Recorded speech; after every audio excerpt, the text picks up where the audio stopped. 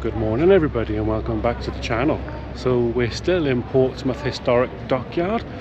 We're on our way to see another ship. I can't tell you which one yet until we get there because there's a few of them down here and they're not in the right order. So I'll just spin you around a sec. So the last video, HMS Warrior, was just down there and around that corner by there. So we're working our way down this way to some more boats that are down there. So let's get on with it and see what it is. And this is just by here along the way. As you can see, there's plenty of historic buildings around here. Now you can pay to go into each attraction separately, but we chose to buy the ultimate ticket, which I think was around £100, and it's for 2 adults and 2 children. And that ticket gives you access to absolutely everything that's here. There's some pretty stuff along the way.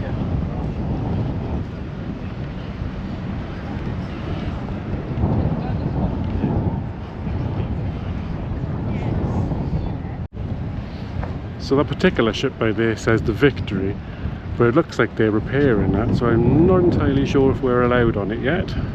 But you can see just down there, that one's actually in dry dock.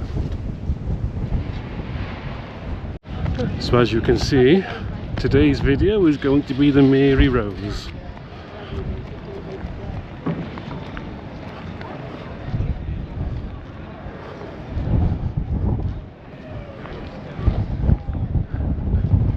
Don't worry, that's not it. It's actually through that building by there. And for those who don't know the UK and Portsmouth, it's actually an active base as well. So there are parts you can't access. Just beyond those gates you can see is the base.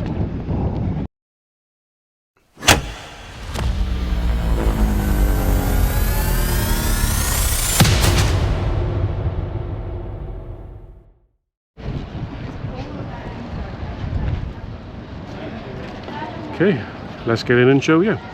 So when you come inside, there is a bit of a gift shop. Obviously, you always get them, and this is where you get your tickets. Or we've already got our tickets, so let's get in. Great king should seek glory in just war and rightful conquest. Now, my ancestral right, I was also king of France, but I could not enforce this unless I waged war on the French, and to do this, I needed ships to carry my armies across the narrow seas. When my father died, I inherited just 5 kingships. Now, I have near 60. The first ship I built was the Mary Rose, and I paid for her out of my own purse within 10 months of my accession to the throne. She was named for the Blessed Virgin Mary and our Tudor Rose, and she proudly bears this emblem high atop her forecastle. I'd love to hear how she sailed. My first Lord Admiral reported, "Sir, she is the noblest ship of sail at this hour, as fast and maneuverable as a vessel of 1/4 of her size." I viewed her myself many times. Indeed, I went aboard her with the Holy Roman Emperor when we inspected our ships before my second war with France in 1522. My army by sea, my Navy Royale, has been one of my chief delights. I have built great dockyards and gun foundries to arm our ships and fortify our coasts. And my greatest ships have bellies bursting with guns set at ports with lids which can close. Many guns bear my titles and the marks of our Tudor Rose and the Fleur-de-Lis. And when fired, these roar and breathe smoke, causing fear and dread among my enemies. My wars at sea have seen no great battles. In fact, our recapture of Boulogne a year ago was fought on land, not at sea. Now my spies inform me that more than 200 French ships are close to England, their fearsome war galleys harassing my ships and raiding our coast. Against this, I have but 80 vessels anchored here at Portsmouth Haven.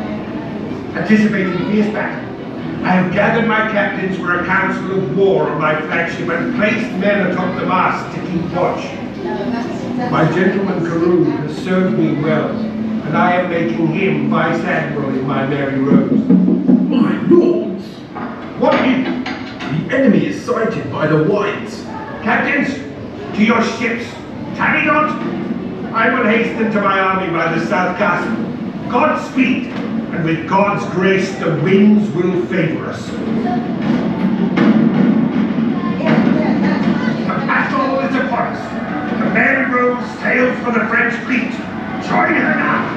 Sound drums and trumpets, and cry God behind. In the night safe God!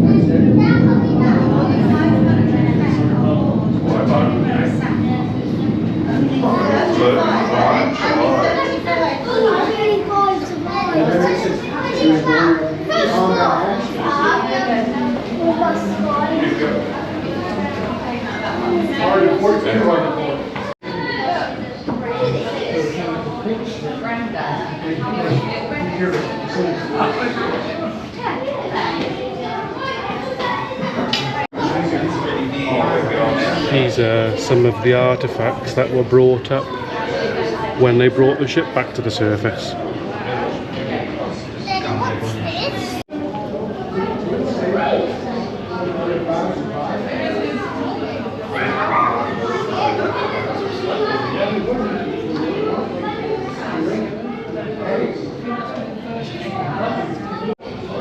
I use the term ship lightly because I don't know if you can see, I'll try and brighten it in the edit, but that is all that remains.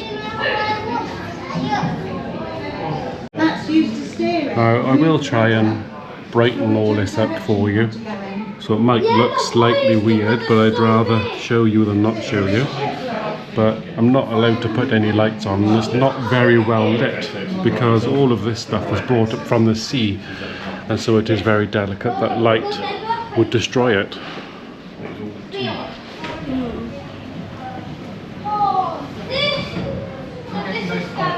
I got some 300 years later you had the Orient and we just sort of looks more than anything.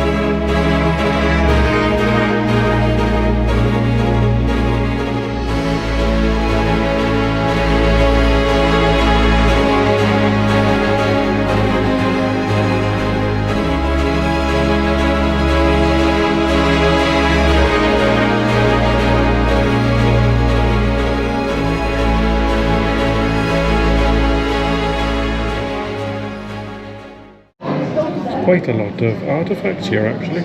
I'm surprised they managed to find them all when they found the ship.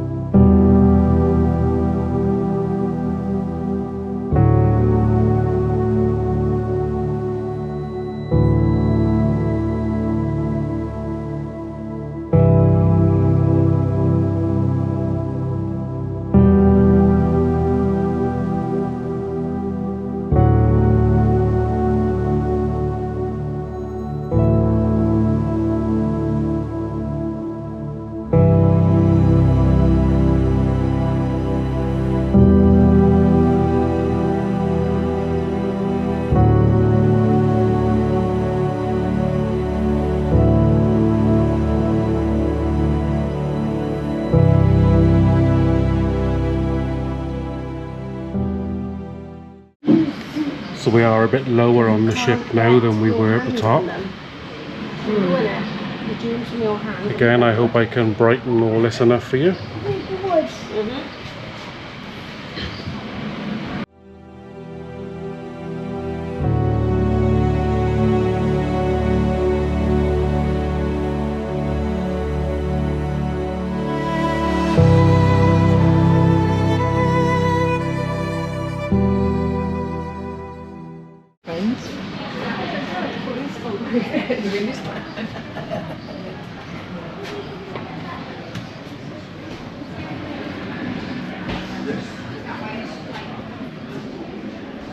And obviously there's far too many notice boards and descriptions of the artifacts for me to show you. Those are the sorts of things that if you want to see or read about, you're going to have to come for yourself, because otherwise these videos are going to be hours and hours and hours long. But as you can see, these things are in barely enough light for you to see them with your own eyes. So I do hope I can bring all this up so you can see.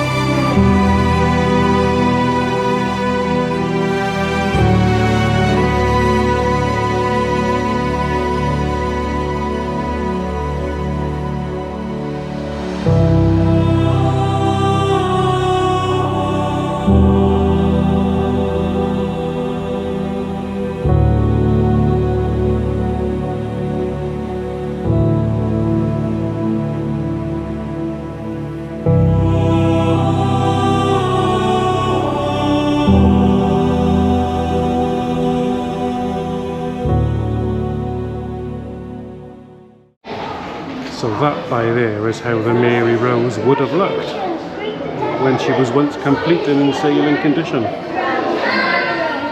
I mean, as you can tell, there's so much information you can read on all the little bits of artefacts. There's lots of skulls as well, so I'm guessing they found the skulls of the people they're depicting. Oh, and tables. Your personal table.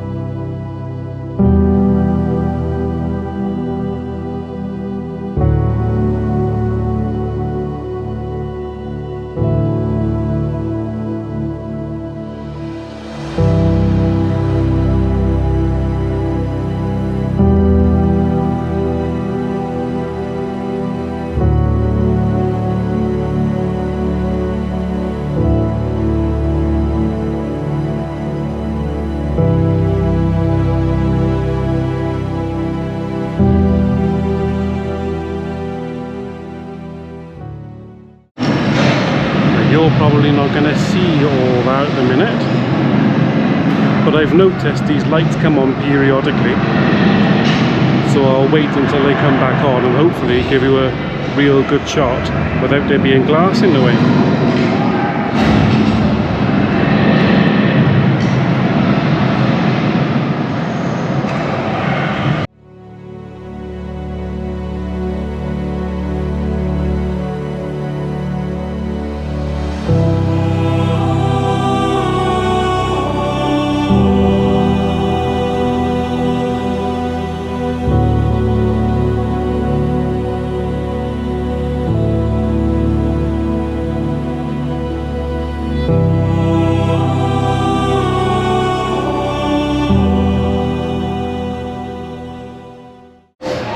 So there is a 4D cinema as well just around the corner from me, but we're not going to go in there and film that.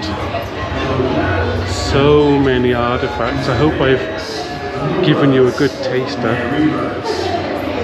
So if you ever want to visit, you can come along and see and read everything for yourself. And then the cinema is just around the corner over there.